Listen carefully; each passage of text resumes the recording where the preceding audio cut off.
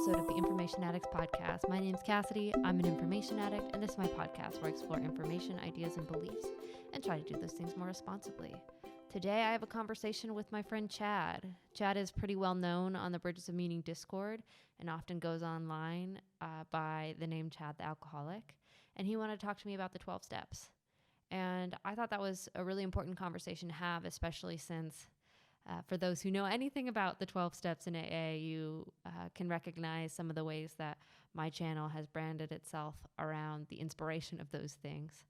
And I just had a lovely time chatting with him and kind of exploring what that means. And it has gotten me to think a lot about how to continue in this channel and sort of what's the goal of it and how to escape this incessant need to fill the void of something with information and the thing that has become sometimes a really bad participation on my end. So I hope you enjoyed the conversation, and sometime later I'll probably try to unpack what it means for this channel. So I hope you enjoy. Hey Chad, how are you? Doing well. How are you doing? Good. I'm glad to be able to talk with you today. Thanks for reaching out. Yeah, no, it's really excellent. I saw I saw a little clip on your channel. You were talking about something that I really related to, and I wanted to reach out to you about that. So, well, great. Well, why don't, before we get into it, you give a little intro for yourself, whatever you think's relevant, and then we can kind of go in and explore where you want to go. Okay. Well, my name's Chad, and I'm an alcoholic. Hi, Chad. I've been in recovery for about 9 years, and that's kind of like, so some of the topics in there kind of got me interested in, once I tripped over Jordan Peterson, I ended up being intrigued by a lot of what he was talking about, and which led me to, a guy named Paul Vanderklay, which led me to a Discord server called Bridges of Meaning. And then I ended up wanting to be involved in a discussion, I guess. And so I made like this little channel. And then I thought, well, and the channel originally was just like a bunch of playlists of audiobooks and stuff. And then I thought, well, nobody's going to go to that channel unless I kind of put a little more into it. So I started making these silly comedy things, and then that's kind of what I've been doing since. And it allows me to be able to get a little attention and be able to kind of, I don't know, it's currency, so I can actually have conversations, I guess. I don't know how else to put it. But yeah. Well, it's funny. Before I came on, Faraday was like, "You better get your mask to match Chad." You have one? No. Oh, that'd be awesome. No, I don't. But yeah. Well, thanks for coming on. Yeah, and I can put some links in the bio for anybody who wants to check out your videos. So you wanted to talk to me about the 12 steps. So I'll kind of throw it over to you so you can kind of unpack the why behind that, and we'll go from there. Okay. Yeah. So I was at the job that I have, I'm able to, I'm in construction, so I'm constantly listening to either audiobooks or different podcasts, mostly stuff on YouTube. And one day I came across this older clip of yours talking about the 12 steps of Alcoholics Anonymous. Mm-hmm. And I was like, oh, that's interesting. And I liked what you had talked about. I think what you mentioned was something about you weren't an alcoholic yourself, but that you found a lot of utility in the steps. And I was just kind of curious about your little journey with that, and if that's still something that's sticking with you, and yeah, how did you go about all of that, if you don't mind sharing? Yeah, no problem. Well, I mean, obviously my My channel's called The Information Addict, and I shamelessly appropriate some of the things from, that whole movement. And I hope people don't see it as disrespectful, because I mean it in the most embodied way possible. And I do think I genuinely have a problem with getting into consumption cycles. But yeah, I've had family members and friends on, from all different worlds who struggled with alcoholism. And I've been to AA meetings with them as a support. I've also done some Al Anon stuff. I've never had like a sponsor to do the 12 steps, but in Al Anon, you kind of go through the 12 steps, and it's similar to AA, but it's more for people who have, need support from people who struggle with alcoholism, and, walking with them. And there's something very beautiful about the AA model in its embrace of vulnerability. And um, I, I see the 12 steps as being highly affected by Christianity. And obviously the founders were Christians and did those things. But I find it similar to Estuary in a certain sense, where it's uh, not particularly focused on a specific God or a conversion process, but helping people. And obviously God is much more embodied and included in AA than in Estuary, I would suppose. I guess depends on what Estuary you're part of or who you are, but it's in the steps, right? We surrender to God in whatever way we know how. And I think that's something really interesting to me, of how those steps and those things that you've used from Christianity can be approachable to people from all swaths, and kind of work with people where they are to get help for something that is very um, all consuming in the life. And there's certain impulses and wirings that create, a real difficulty in creating better patterns in your participation with alcohol or substance abuse. And there's obviously all kinds of anonymous groups like Narcotics Anonymous, what have you. But yeah, I think there's the biggest thing I take from the AA model is just really vulnerability and being able to share the things that are really going on, and being able to embrace those and own those, and then go and ask for forgiveness on those as much as it makes sense to do so. It's a very Christian principle, and I think for myself, it's been something that by looking at it through the 12 steps has given me a framework of a reminder to do those things, which are already very embodied in the faith I hold.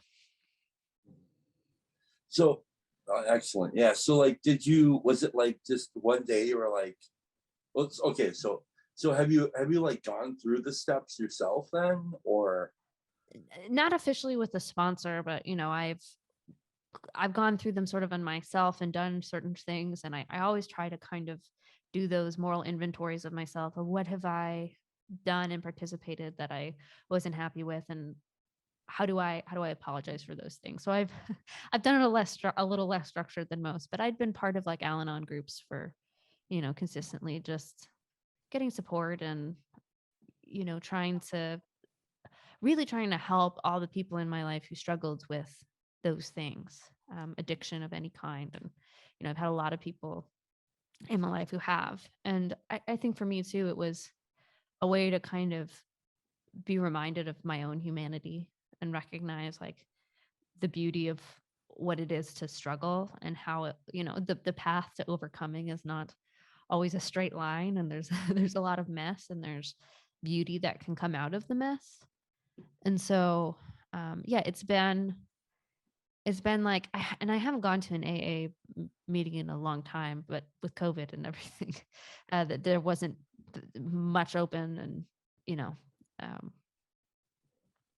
yeah, I'm like I said, I'm not an alcoholic myself, so Right. I don't go as regularly to those things. But I did go to an Al-Anon meeting for maybe like 6 months or so consistently.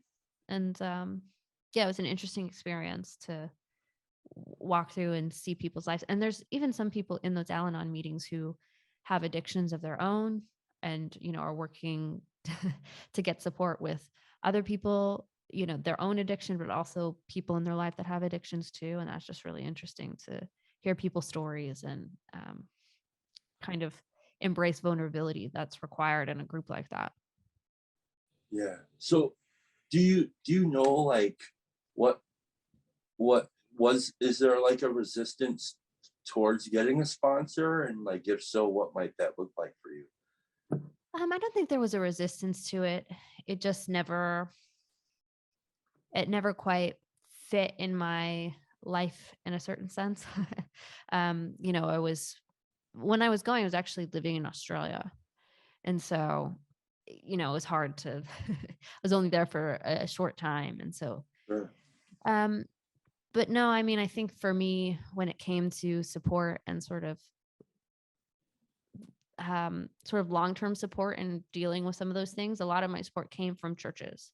Okay. So there wasn't as much of a necessity to find it in AA because I could use the things and sort of borrow the things from AA that I think were very beautiful and gave you good frameworks, and kind of apply those to my life as I worked through the support systems that I had in churches and found a way to combine those things.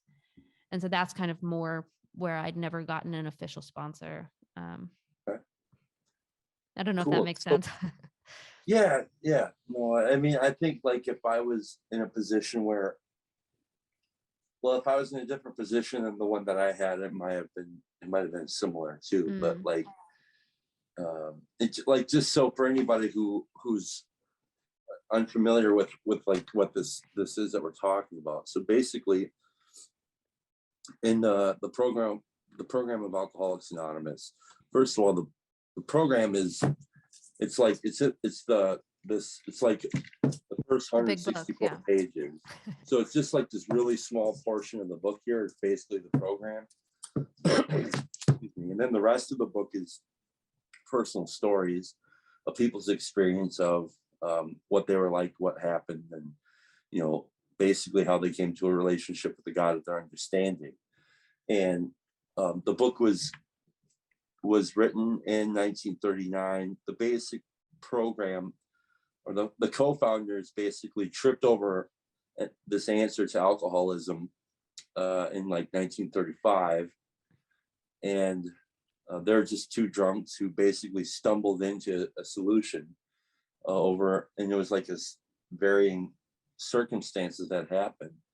And so then they're like, well, we should try to help somebody else. And then that person was staying sober, and then they tried helping several other people, and they weren't really staying sober, but then some other ones were. And so they started to gain some traction with this idea of one alcoholic helping another, using these basic principles and practices. And then one day, the legend has it, they were sitting there and they were trying to count how many people they thought were staying sober after like doing this for like 3 years. And it turned out that like they counted about like 43 people were staying sober. And to them, this was like basically like discovering a new continent.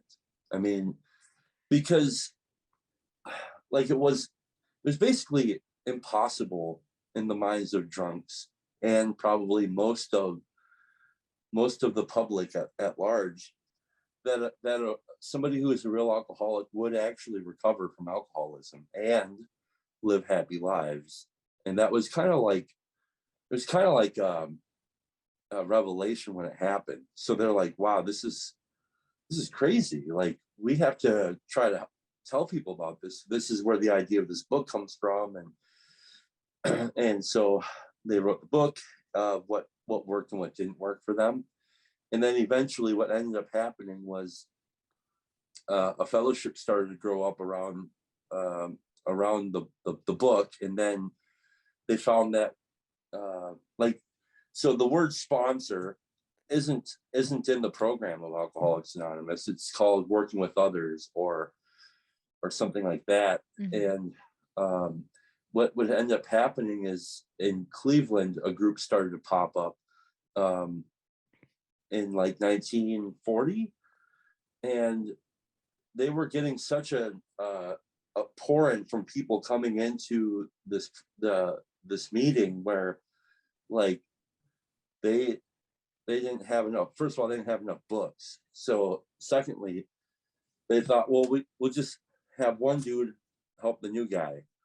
And then there was like so many people where like maybe somebody with like anywhere between 2 months and a week would be helping the new guy that's walking through the door. And they coined the term sponsorship. And really all it is somebody who's gone through the work, who has had a spiritual awakening as the result of the steps. And then they just show the new person how they did that. And I mean, and sponsorship has changed a bit. Like it's not official, nobody gets paid for it. It's not like anything like that. It's just for me, a basic definition would be, so I was given an opportunity to recover from alcoholism, and it was placed on my heart and to shoulder the responsibility of carrying the message to another alcoholic, whether they pick it up or not. So like that's really the point. So then because of that, I'm able to get a sense of purpose and meaning in life. And then the byproduct of all that, it just so happens that I'm able to stay sober and actually relatively enjoy life if I stay in those practices. Like I just had a call from one of the guys I sponsored today. I've been sponsoring for a few years now, and I really love him. And you know, it's incredible when you watch somebody change. Like first they come in, they're just a total shit show. Pardon my language. You're okay. Okay. You're fun. Like they're like me, right? They're just totally like, if you would have made bets on me walking through the door, you probably would have betted that I wasn't going to stick around for more than a week. You know, and that's and that's what's so funny about this. You can never get that right, because sometimes you can find a guy who will come in, who will like just get going, and he'll be in the work really hard, and he's like looks really dedicated, and he probably feels that he is. He's 3 weeks in, and next thing you know, he's gone. You know, then you have somebody who is just decrepit, who doesn't want to read the book, doesn't want to call, he doesn't want to go to the meetings very consistently, and he just looks like he's just never going to make it. And next thing you know, you're talking to him, you know, having breakfast with them 5 years later. You know, and it's like you can never figure out who's going to and who's not going to make it. And anyhow, so I'm talking to this guy, a sponsor. I like to call it working with. I'm not a big fan of the word sponsor. Like I'll call my sponsor, but I don't like saying I sponsor these guys. If they want to call me that, that's fine. I like to say these guys I work with because I have an ego problem. So, and that's, we can get into that. But so anyhow, I'm talking to this guy, and he's like, man, I'm just feeling like very discontented, and I feel like there's this lingering sense of doom. And I asked him, well, okay, so when is it that you're not feeling that way? He's like, well, when I'm intentional in my prayer time, when I'm intentional with meeting with other new alcoholics, when I'm intentional with my commitments to meetings, that's when I feel better. I'm like, okay, so like when do you feel bad? Well, when I'm not doing those things. And it's like, well, yeah. And then it's like, well, and he's like, well, I feel like I'm not motivated to do it. And it's like, you're never going to get motivated to do it. You know, it's like the motivation is something that feeds itself. So like you get into action, you stay in action, whether you like it or not, whether you're feeling good or not. And that tends to kind of like keep the ball rolling, because I can't afford to attend to my program on days I just feel good. Right. Like if it was contingent on me feeling good, I would never be able to recover. Right. You know, like I just finished a class on productivity. But one of the things they talked about in that class was the myth of motivation, where it's like, if you wait for motivation to do something, you're very rarely ever going to do it. The real thing you need to develop is discipline. And that's the recurring action and doing it independent of how you feel. And I personally believe that if you begin to introduce certain disciplines in your life that give you structure and that move you towards the things you want to get to, it grows more discipline, and it creates this pattern where you start to see the fruits of your labor, as it were. And Right. so yeah, there's something real. There's a lot of discipline that's required to sort of breaking patterns of things that are biologically addictive. So like alcohol, heroin, narcotics, there are these things that they're biologically addictive, and they're rewiring your brain and changing your body chemistry. And there's this shit that's happening physically in your body that's creating this dependency and this sort of thrive, like this what is it, well, addiction, I guess.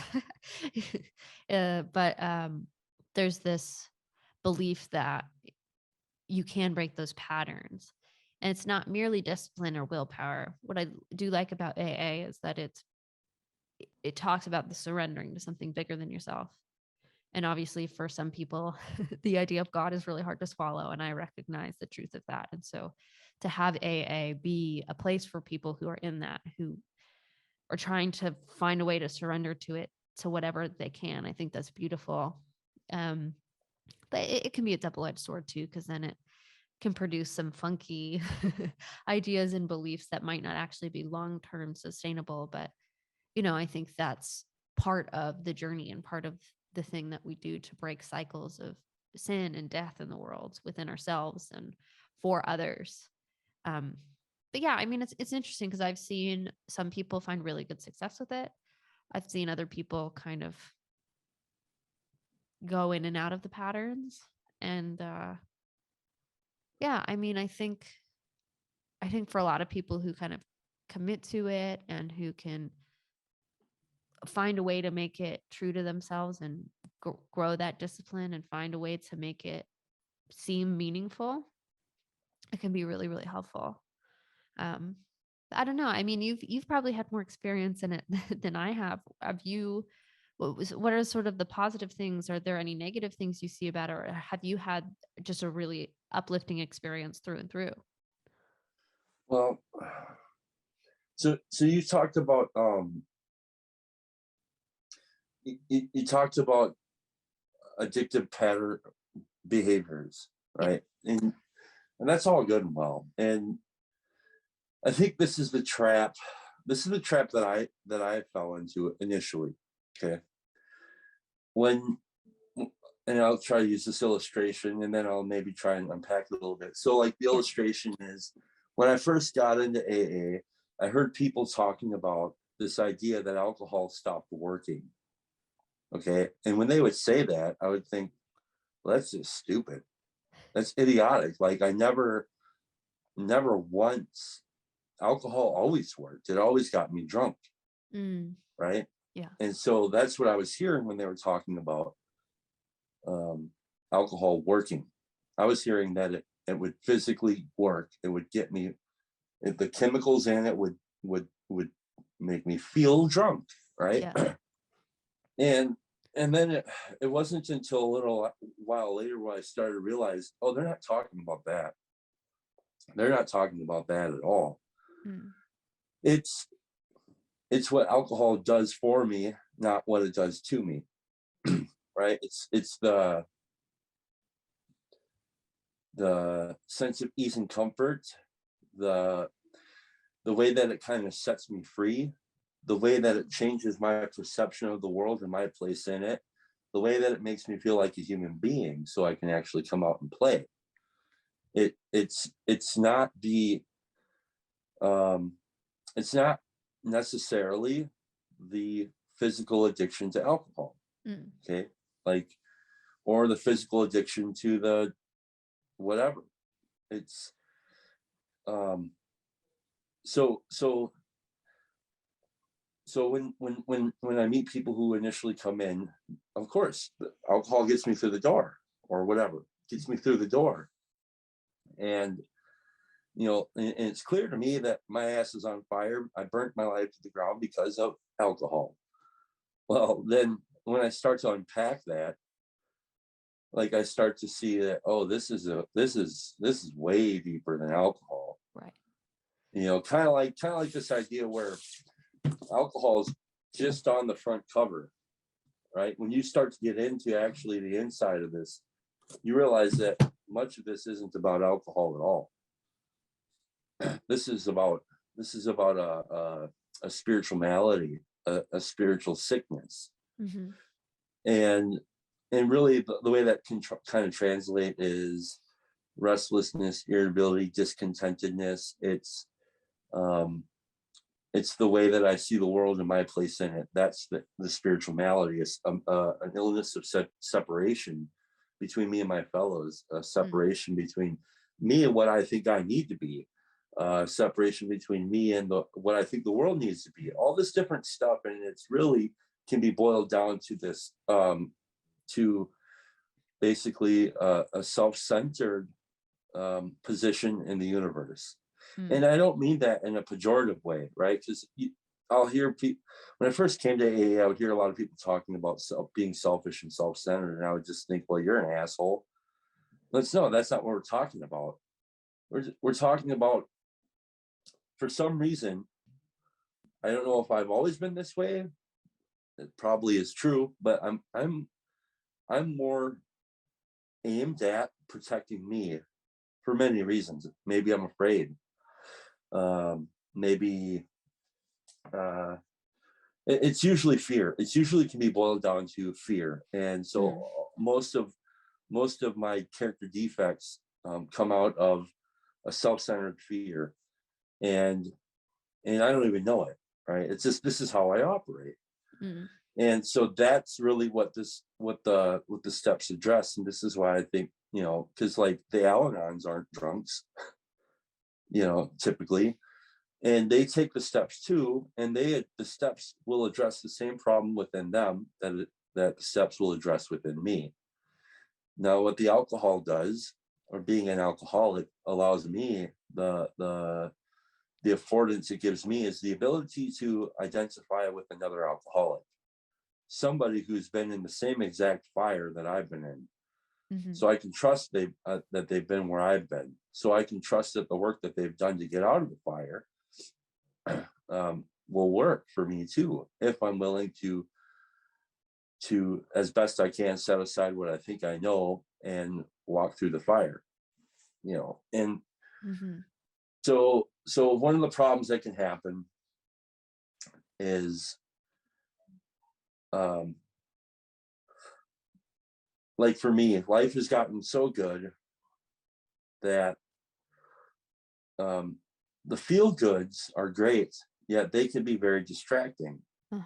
Right? And I think it's something that kind of Vanderklay talked about, how kind of affluence is kind of like the meth of the masses, or the opiate of the masses. It's like, I feel good and things are going well. I got the job, I have the wife, I have the house, and I mean, it's so good, I can't believe it. And then the problem is the old self-centered Chad, he's still in there.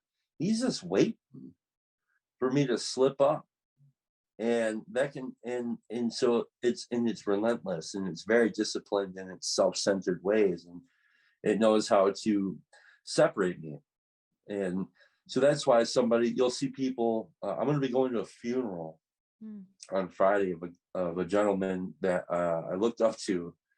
He passed away with like 46 years of sobriety. And he was still 3 meetings a week, sponsoring guys, cleaning up chairs at the meetings, and it was still the desire to grow with God and get out of his own way was still at the top of the hierarchy of things to do in life, even after 46 years of sobriety. And I think, well, those are the people that I need to aspire to be more like, because I'm easily distracted, you know. Right. So that's a problem, I think. It's again doing the work whether I feel like it or not, regardless of what I think or feel about it or myself, because I can't rely on my ideas about what is good or bad for me necessarily. I mean, it's just like they're good bumpers, but at the end of the day, it's the principles that I need to stick to, because at the end of the day, if I can aim at following the principles, like love and tolerance best I can, cleaning up the past, being observant of where I'm at, helping others.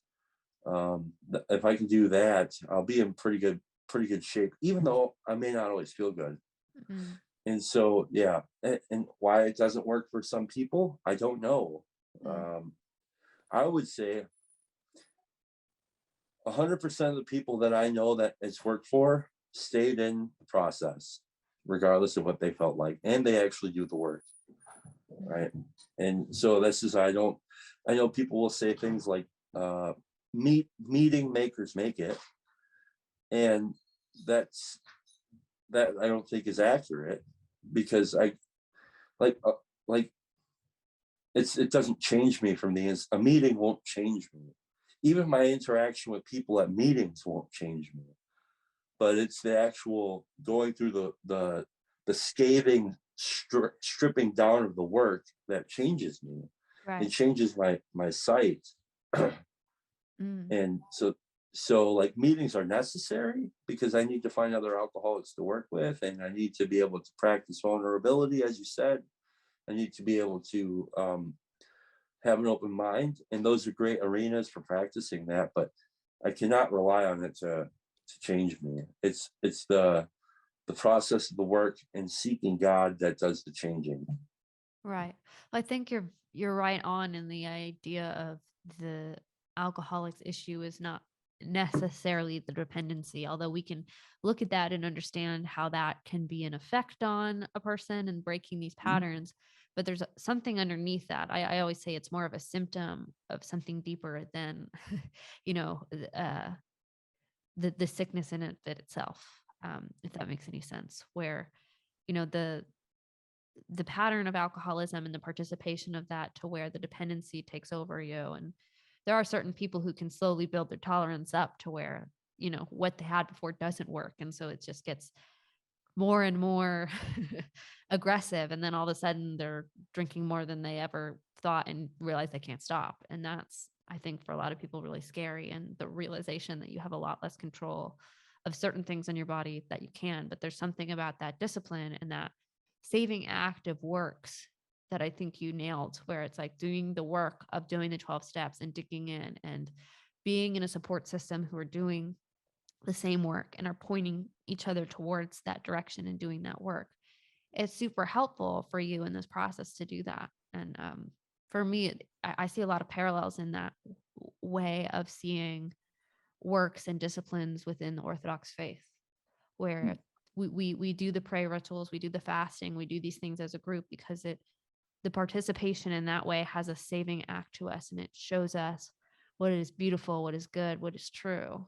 And yeah, I think you're very right. And it's not just showing up and doing it. It's something about embracing the participation and allowing that to, like, recognizing the power of the work and the way that that can transform you little by little. And like you need the support to be able to do that, to move forward.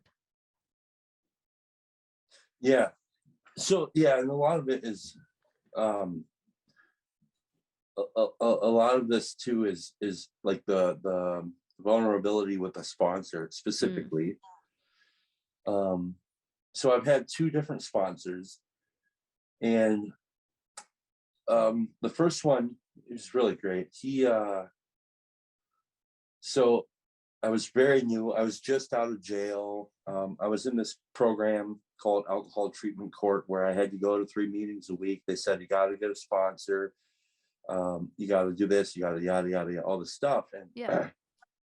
And I mean, up till that point, up to before then, I remember I remember the last time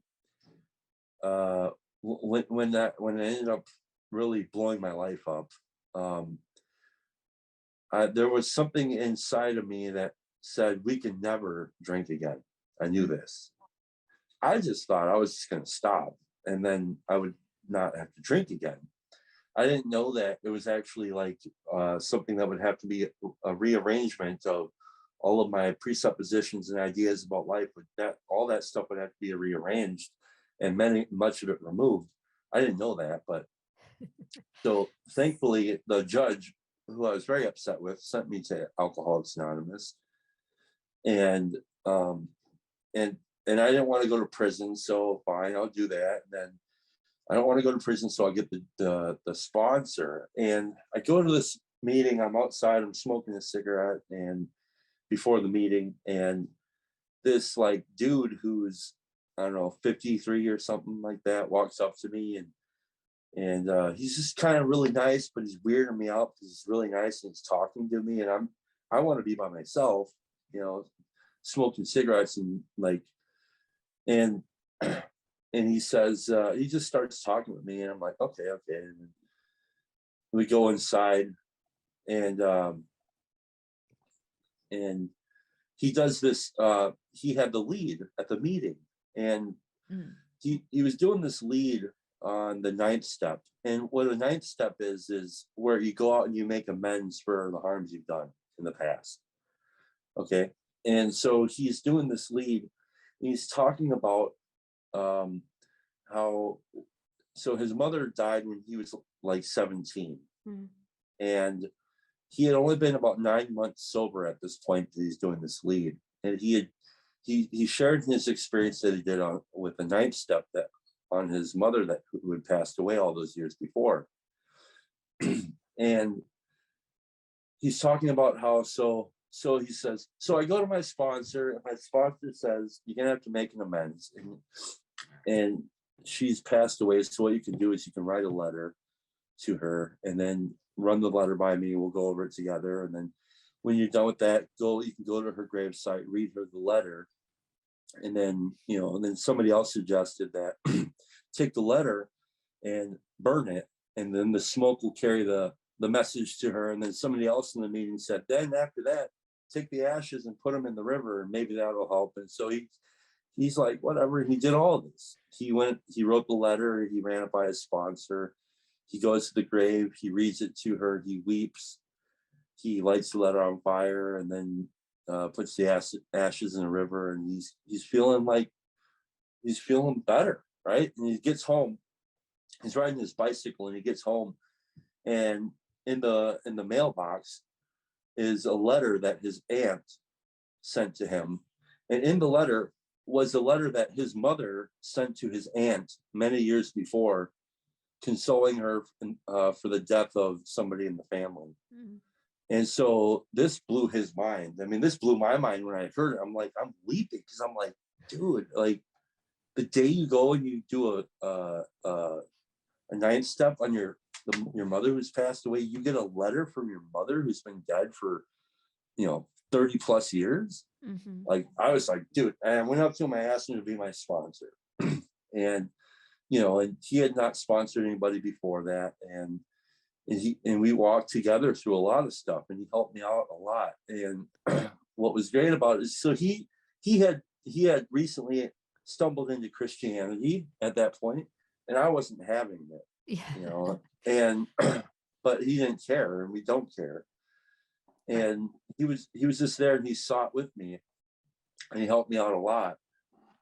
And then at 2 years or something, I ended up, hitting this lull where I'm asleep at the wheel and don't know it. And I didn't drink or anything like that, but I'm just empty again. And my friend's like, well, why don't you go ask this guy if you'll work with him? Because I was feeling like something isn't really there anymore. Now, that may or may not be true. It doesn't matter. I just felt like I needed to grow in a new direction. And, so I talked to my sponsor about it. He said, sure. He's like, just make sure that you're not stopping working with me so you don't have to continue to work on the steps that you're on.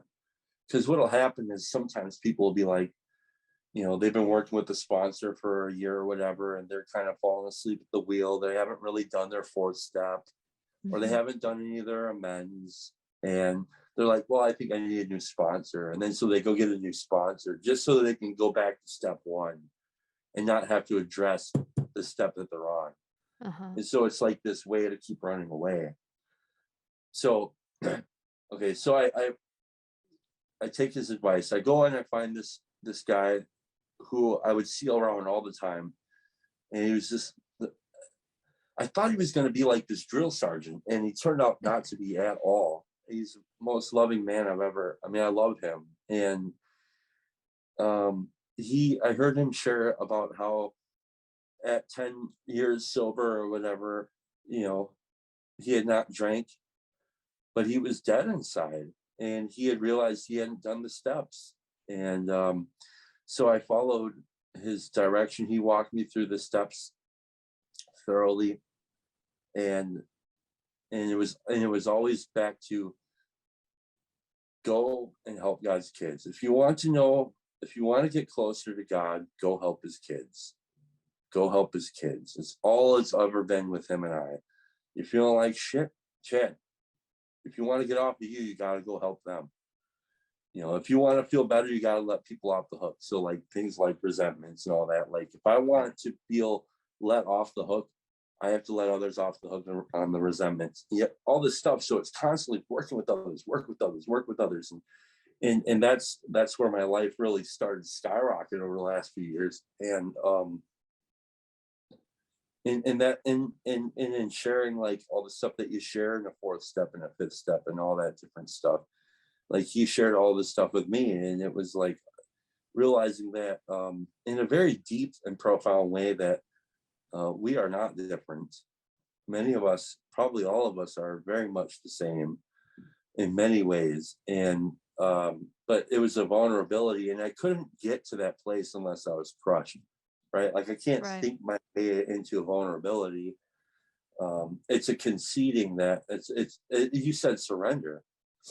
And when I think of surrender, I think of like if you watch, old war movies or whatever, you see like the guy says, I surrender, and he puts down all the weapons that he has that he would use to defend himself, and he sets them down and he says, what do I do next? And then he does it, right? Because he's conceded that there is no other way. That's a true surrender. It's not like this, because there's a lot of parents, they'll say things like, I surrender. It's like, you don't surrender. You still want to do what you want to do. If you really want to surrender, you will surrender and do the next hard thing.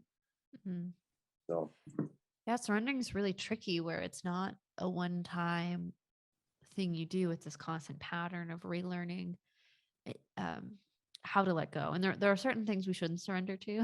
Like for you, surrendering to the temptation of drinking alcohol would probably not be the right path. The way that you would think is living in integrity with you and the best thing for your family and bringing actual life in the world. But we're all surrendering to something, whether we know it or not. And I think with addictions, that's where you don't realize you've surrendered to this cycle that gives you some sort of security or basic need that's being met. And, sometimes it's gives you positive benefits. Sometimes it gives you negative benefits. There's probably a little bit of both in every path, but certainly some that are healthier than others. And I think it's just that constant mindset shift of learning how to surrender and what it means to let go and let God, right? And I think it's a lifelong journey, because what it means to surrender for me now is different than what it meant 5 years ago. And what it will mean to surrender for me tomorrow and 10 weeks from now is going to be different than the path that I'm on. And I feel lucky that I have a sense of security and confidence in the blueprint and the spiritual community I've planted myself in, and that makes it um, helpful to kind of submit to that process. I think it's um, I think it could just be so much harder when you feel that you need to surrender, but you don't know how or what to point to. And that's where I think a lot of times people feel like their lives are out of control because they're surrendering to the thing that either culture has told them to surrender to, or that their instincts and their body is craving for a surrender to.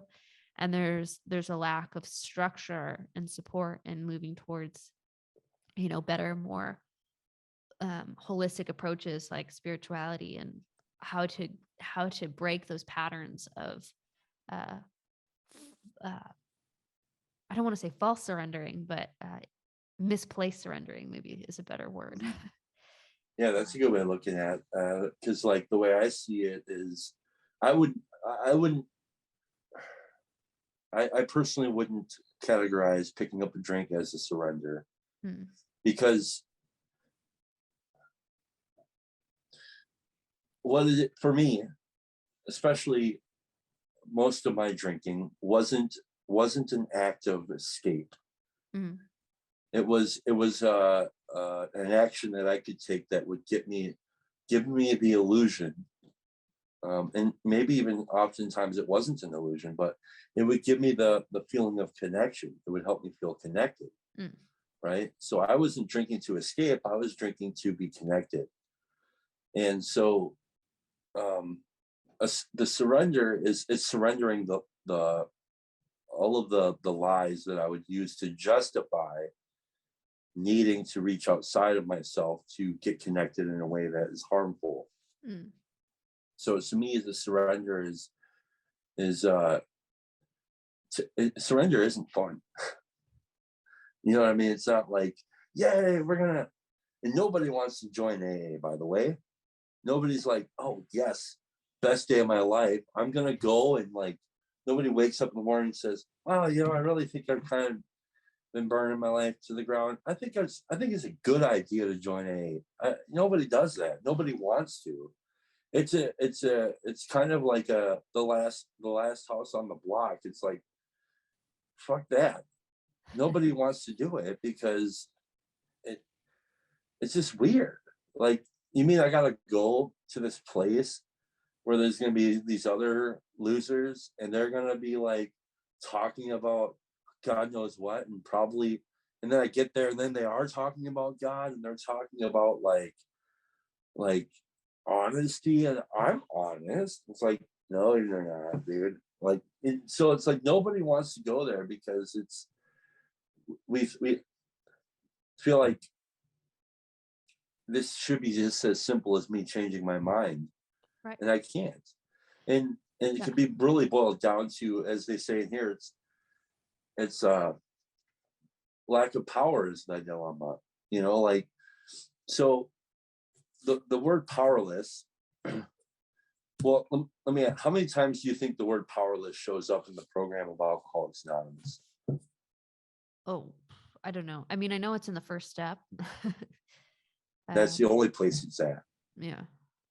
It's the only time they use that word in the first 164 pages of the program of Alcoholics Anonymous. They only use powerless once.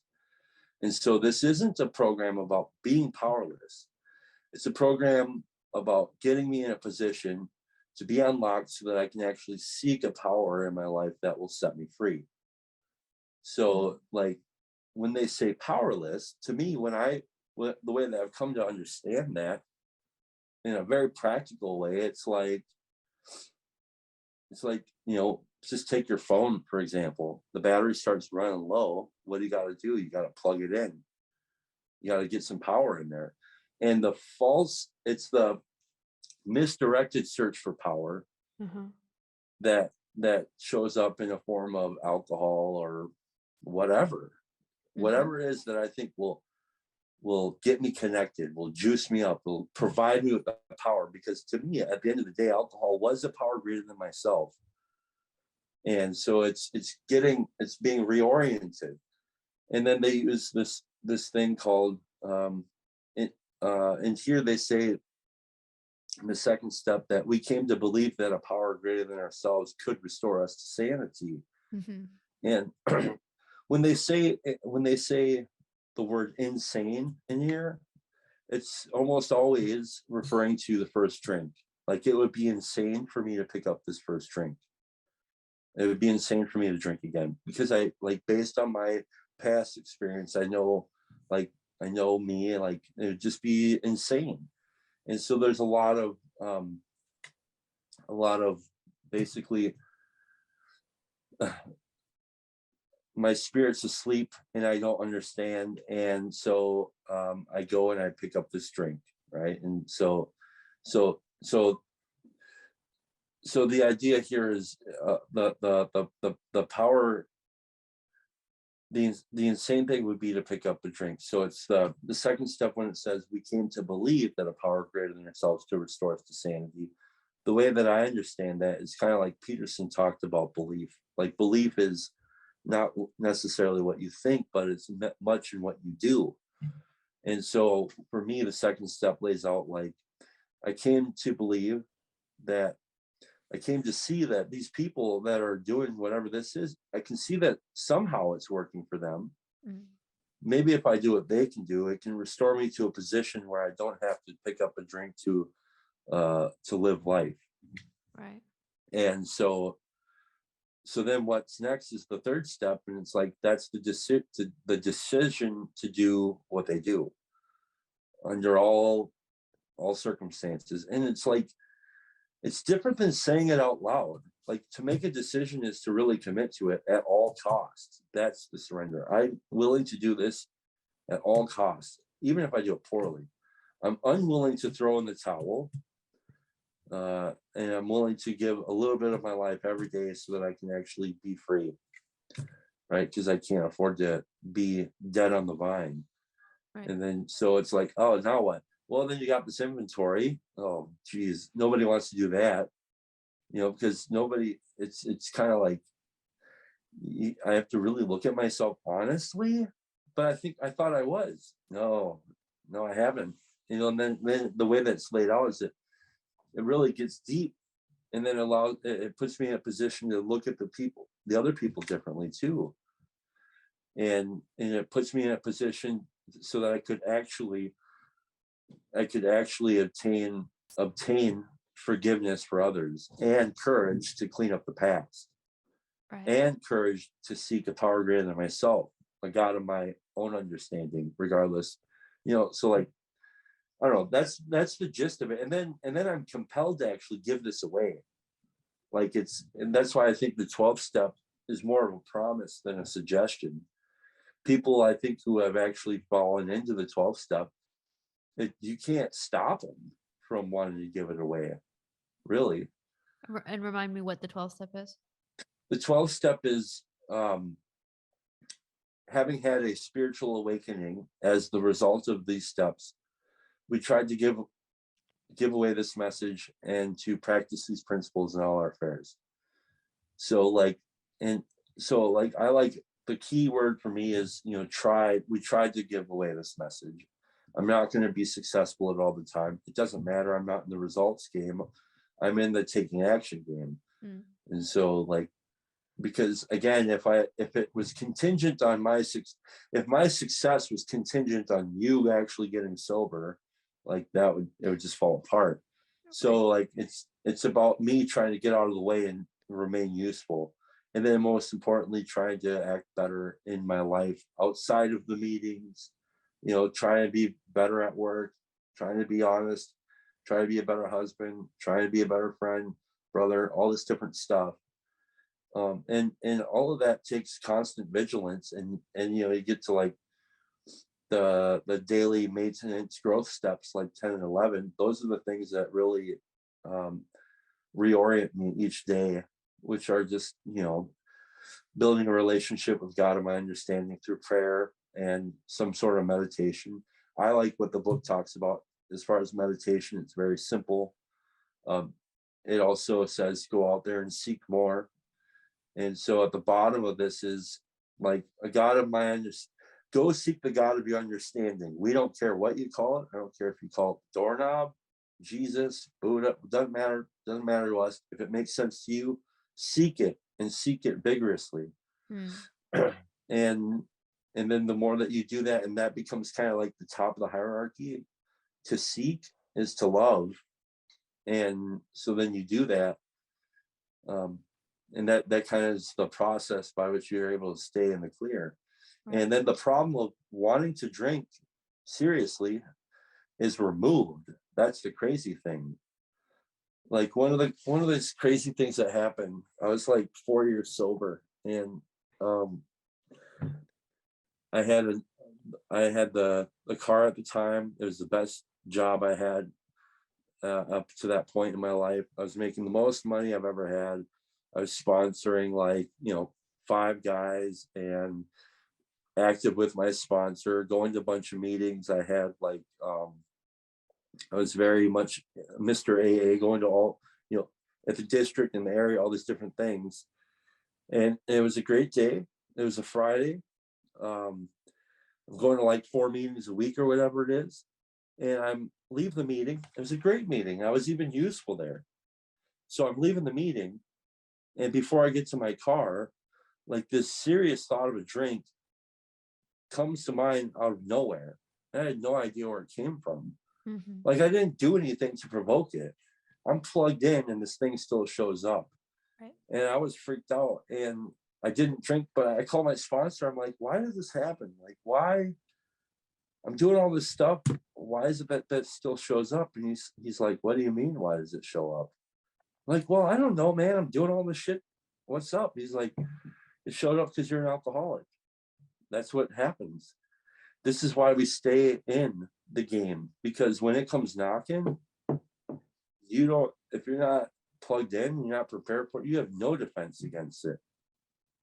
So like we stay plugged in so that when and if it does show up, and that doesn't happen often. That's happened like 3 times in my entire sobriety, and sometimes it happens not at all for anybody. Yeah. And sometimes people will actually deal with that for long periods of time in their sobriety. That's why we stay in the game. We continue to try to grow with God and help others. And if we do that, it clears the channel so that I could actually continue to seek him regardless of what I think or feel about it. But that was one of the coolest things. I was like, oh yeah, okay, Well, there's a truth that like that's part of being human.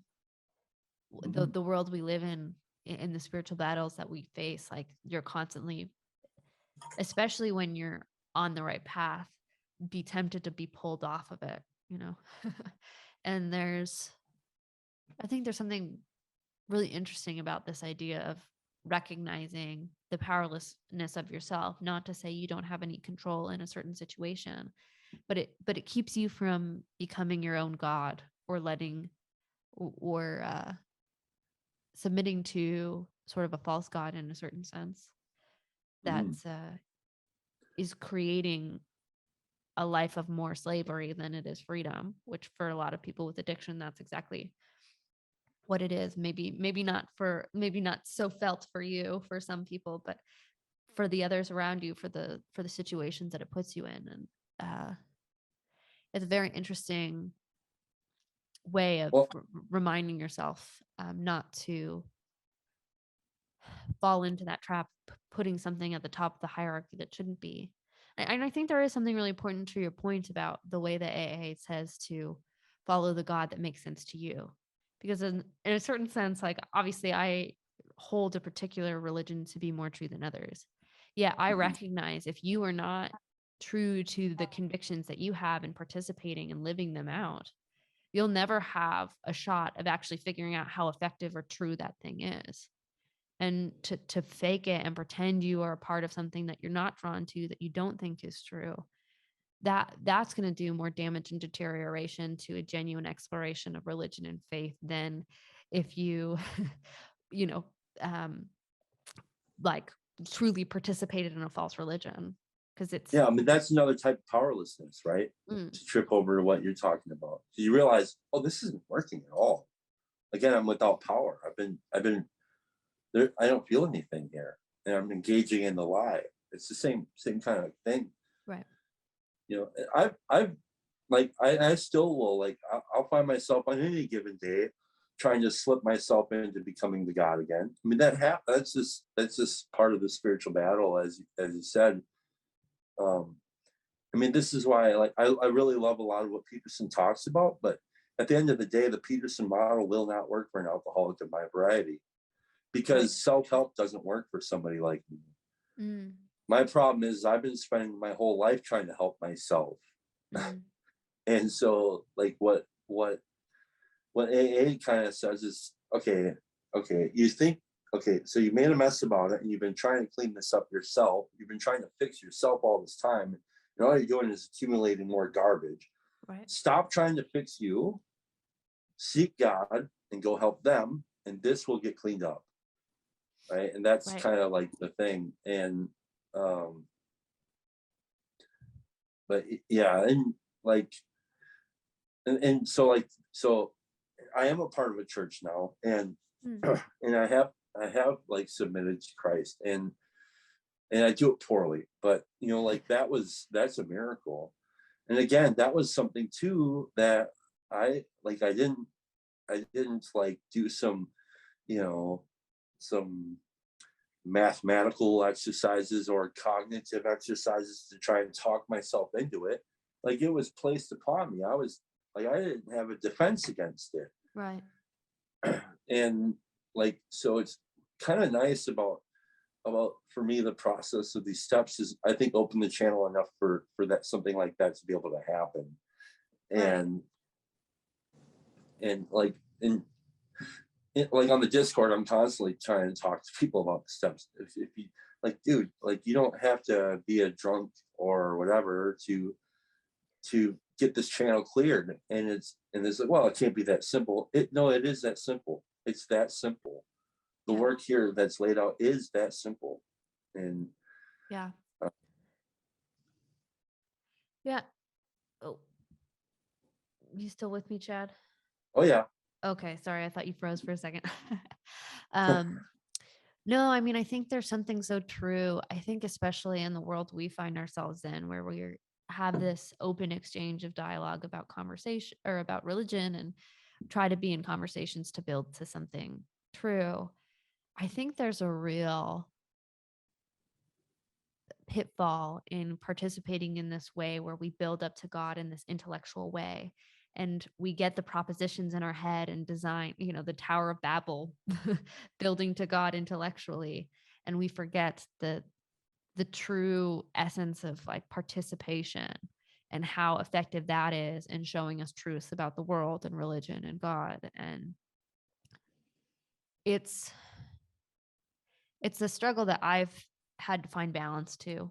I think in general, I'm a much more participatory person, but recognizing that there has to be a balance, right? Because pure participation based on just feelings or instincts can lead you into a lot of weird negative paths, but pure reliance on intellect to tell you and rationality to tell you what is true does a disservice to the whole scope of what it is to be a human and to participate. And I've definitely found a better balance, I think, in the last couple of years, although like you said, it's a constant working out my salvation of learning what it is to submit to this pattern that's asked of me, to surrender to that, and to trust that God's grace is meeting me where I'm at.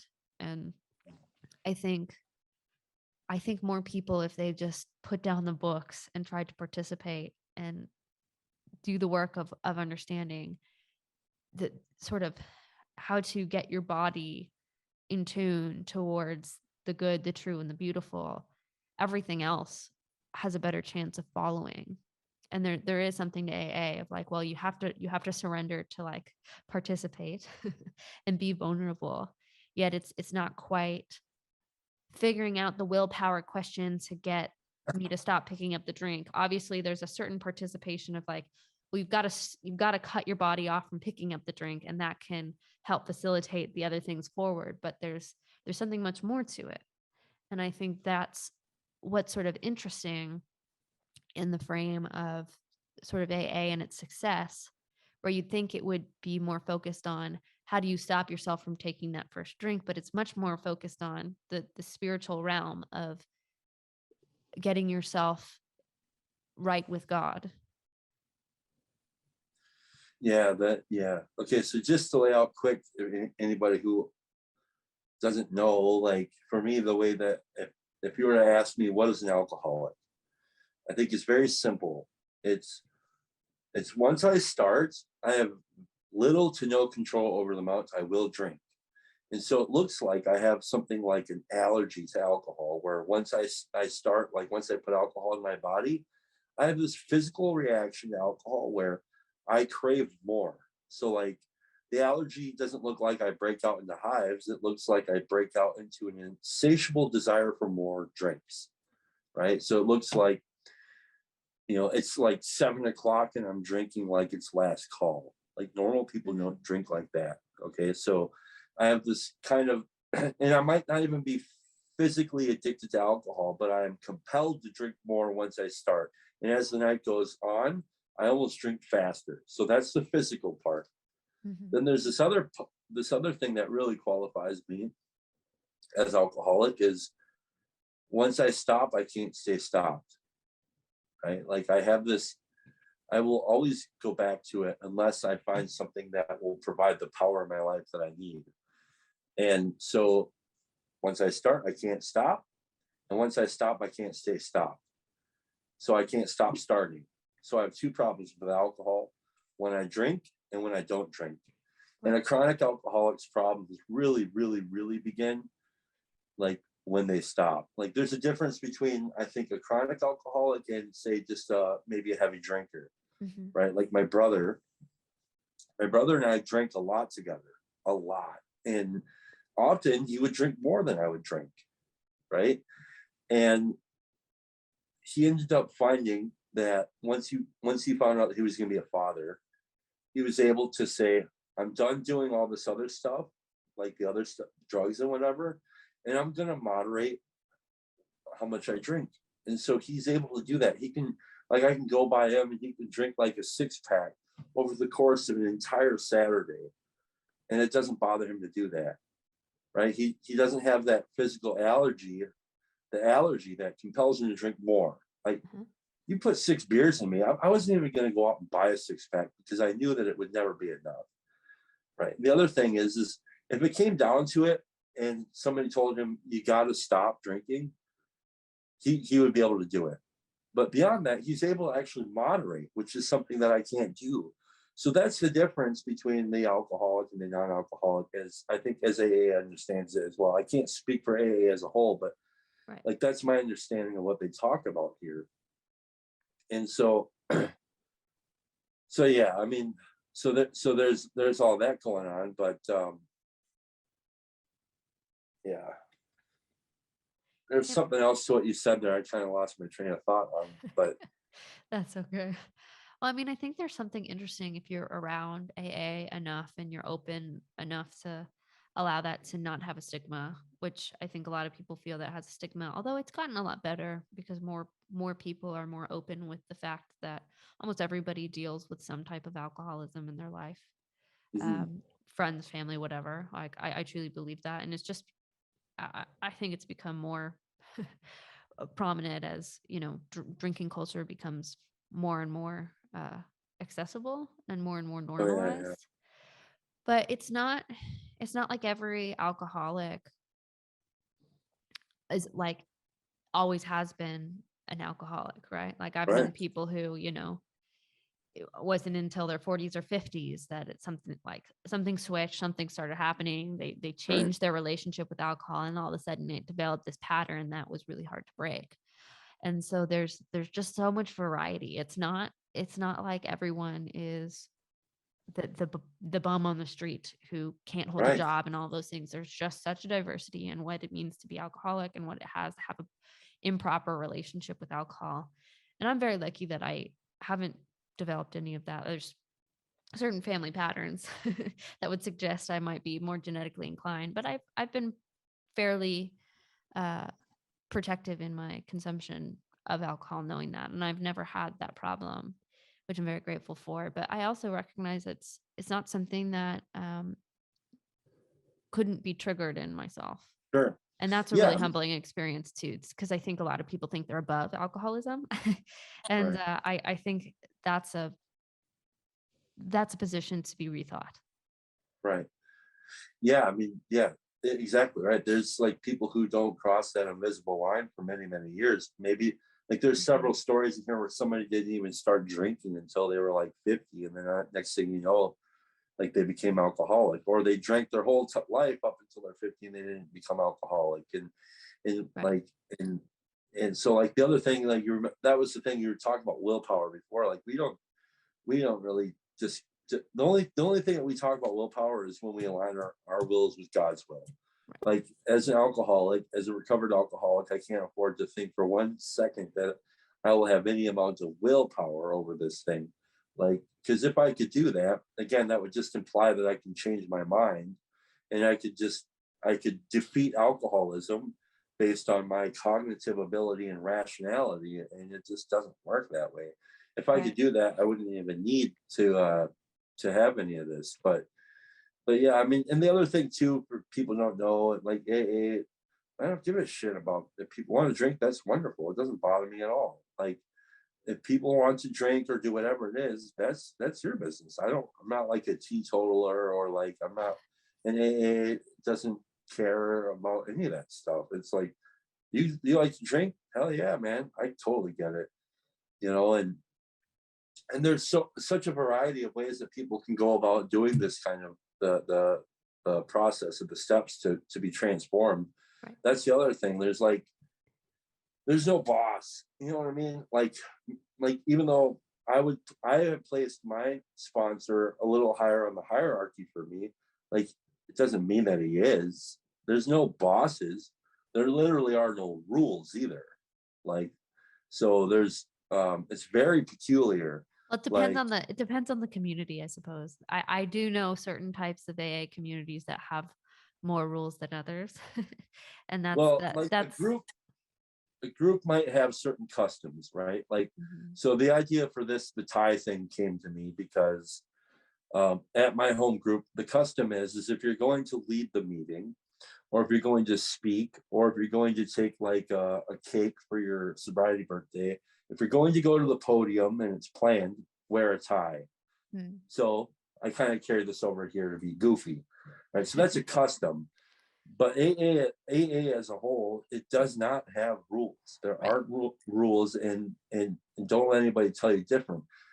If that's the beautiful thing about it is I, as a particular member, get to adopt a certain set of rules for how I should be living and what I need to be doing. So that's a personal thing, right? Like, so the rules that I've adopted is that I must seek God and help others.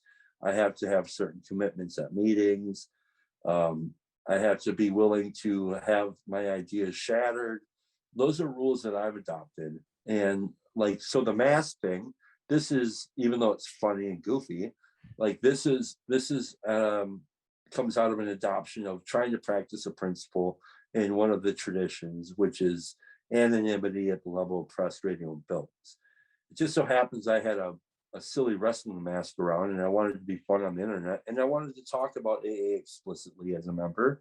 So I wanted to be able to do that under the guise of anonymity.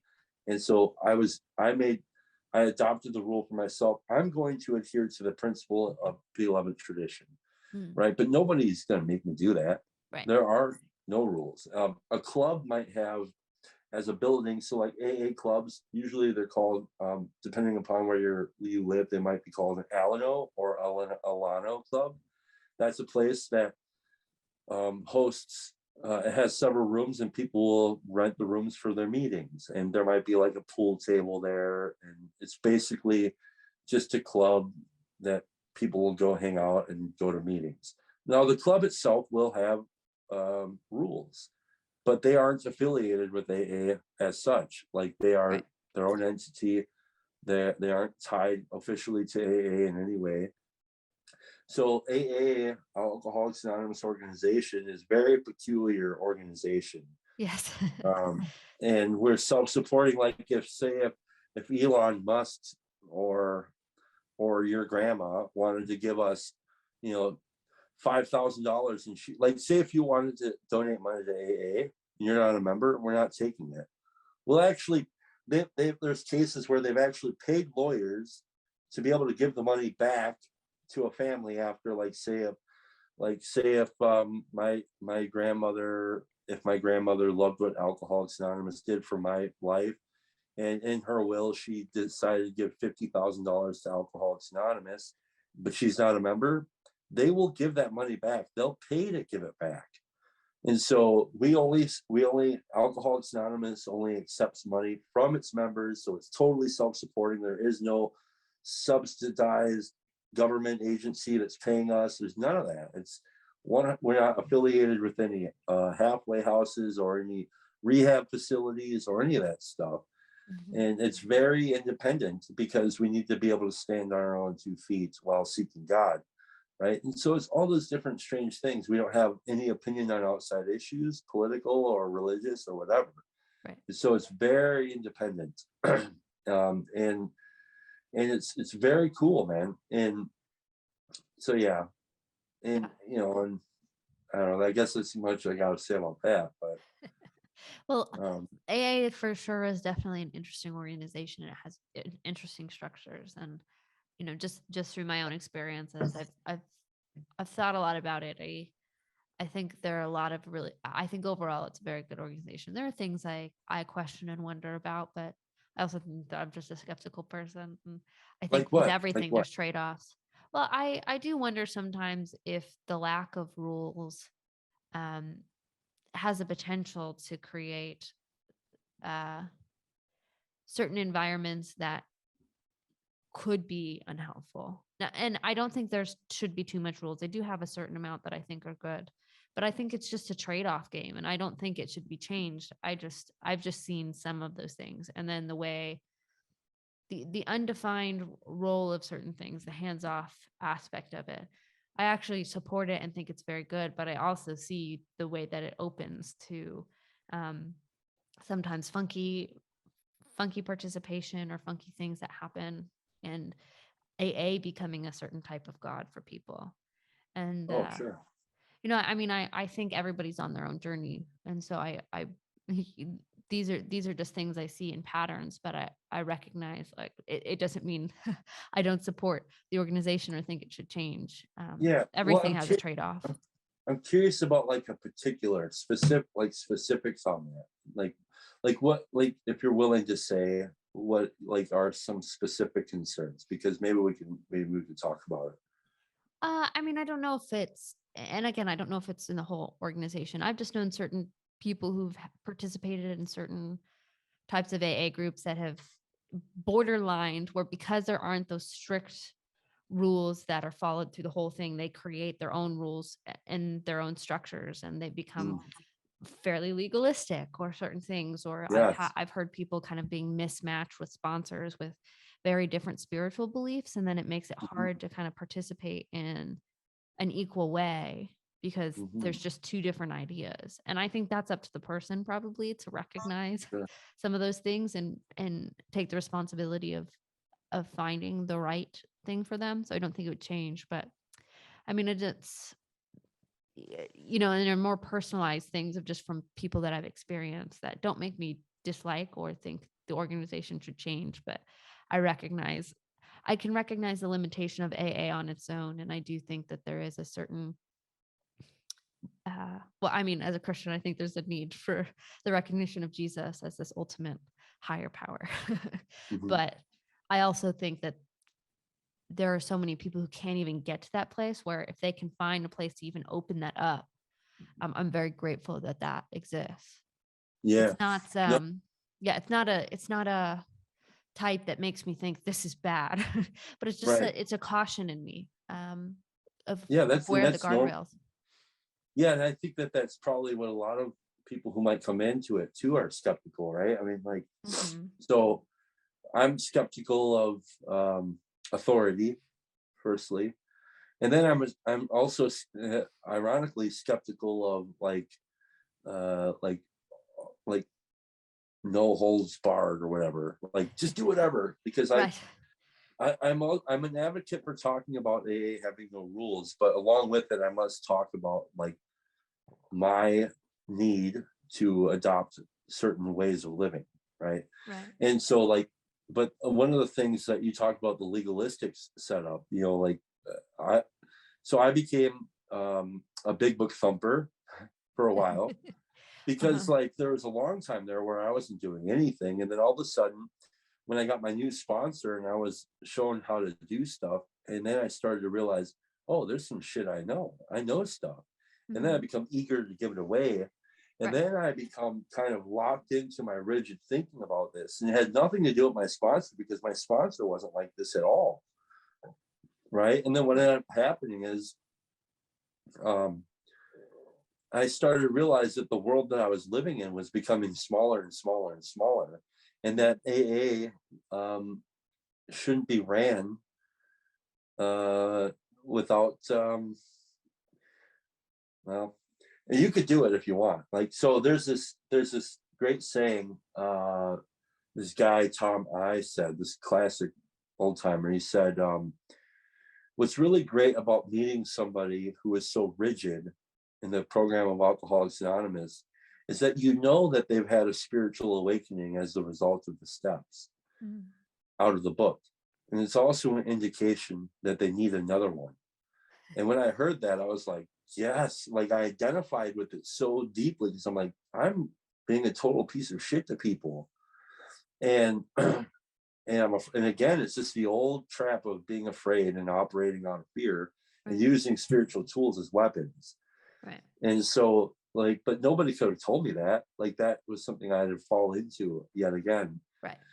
And and so like I think if you follow it, and some people might need a more rigid structure in their program, Yeah. and I almost encourage the guys I work with that if they're kind of leaning into it, I go all up, do it. Because there's nothing I'm going to tell you that's going to convince you of this, or otherwise. So go out there and fall flat on your face. I can tell you not to do this 100 times and you'll still do it. Go on, go feel it, man. Go do what you got to do. Yeah. And um and then they're like, geez, man, like it's, yeah, that wasn't so good. So like if you're listening to this and you're in the program and you're finding that there's some rigid things, it might be great for you. It might be really good. You might be able to carry that out and be a light in that group, to for a different light than what's in the group already. And if you're feeling like it's terrible, go to a different group, because there's so many different groups out there. And then like the other thing is, one time I asked my sponsor, he's Christian, and he never would bring this up, right? And then later, after a while, I talked to him, and myself become Christian. He said there is no amount of, he said, I don't believe Jesus would want me to be basically spreading my convictions to others so that they need to believe as I believe, because it would only close the door on them. And I think one of the principles that AA um, exhibits very well is the idea that God does all the heavy lifting. We just need to be put in a position to be a light. My old sponsor used to say, be the light on the table, don't be the light in the face, Mm. right? Like you're there to be somebody who's there to kind of be a channel to heal the room, not to Right. make it worse. Because alcoholics are self-centered, defiant, and afraid. And so like I think And I, Vanderclay does it best, mm, as a Christian. yeah. you know Well, again, like I see a lot of parallels into sort of Estuary and his project and what oh AA yeah. does, and allowing people to be vulnerable and that exploration, and not an insistence of fitting into a certain worldview, but helping people Hmm. move forward on their journey. And there's a Right. lot of beauty in that. But in Yeah. the same way, if Estuary becomes church for people, that's Yeah. not, it's not meant to be. And so No. there's a certain power of participation and learning that comes in that.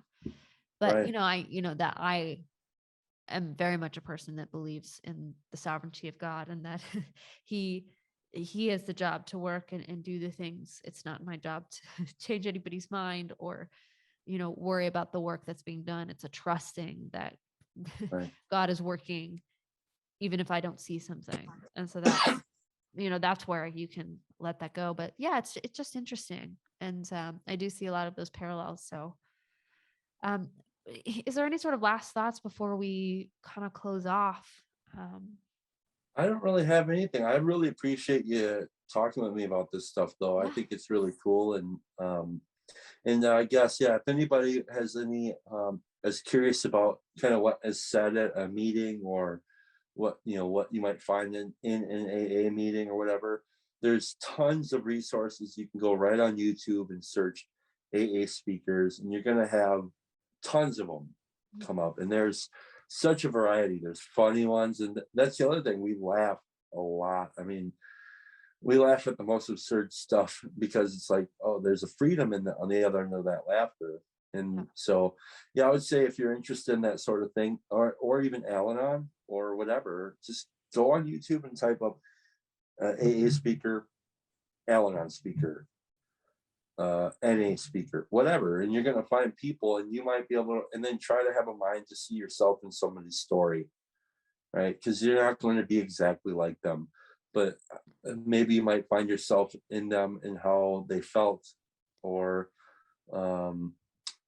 some of the awakenings they might have had, and things like that. So yeah, I mean, yeah, that's about it. And I really appreciate you taking the time.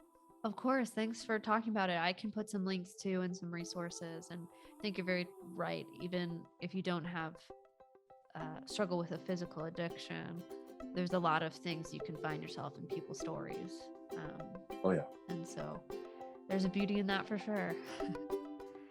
Well, thanks so much, Chad. I hope you had fun. Yes, thank you. I'll be seeing you around. Yeah. Thank you so much for watching. Like always, I will close with the Serenity Prayer. God, grant me the serenity to accept the things I cannot change, the courage to change the things I can, and the wisdom to know the difference.